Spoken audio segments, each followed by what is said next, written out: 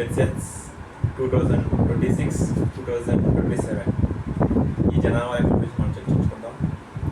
అసలు జనాభా లెక్కలు అనేవి 1872లో లార్డ్ మోయే కాలంలో స్టార్ట్ చేయడం జరిగింది. తర్వాత జనాభా లెక్కలు అనేవి అధికారికంగా లార్డ్ రిప్పన్ కాలంలో మొదటిసారిగా అధికారికంగా ప్రారంభించడం జరిగింది.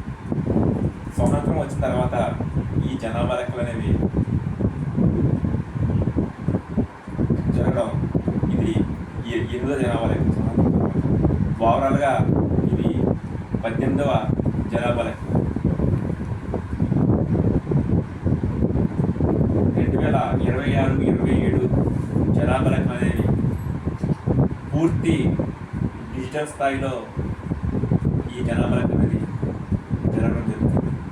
2026లో మొదటి విడతలో గృహ సంబంధించిన డేటా ఈ జనాభా లెక్కలో సేకరణలో టీచర్లు మన ఆంధ్రప్రదేశ్ ప్రభుత్వం అయితే సచివాలయ సిబ్బంది కూడా ఈ జనాభా లెక్కల్లో మొత్తం ఈ జనాభా లెక్కలకి హోంశాఖ కేంద్ర హోంశాఖ నేతృత్వంలో ఈ జనాభా లెక్కలు అనేవి జరుగుతాయి.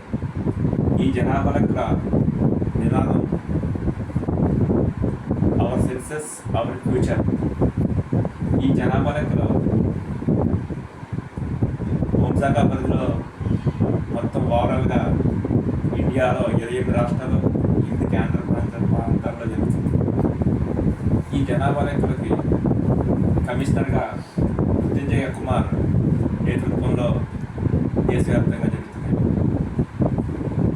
ఈ 2026 మొదటి విడతలో హౌసింగ్ లిస్టింగ్లో ఏప్రిల్ నెల నుంచి సెప్టెంబర్ వరకు జరుగుతాయి.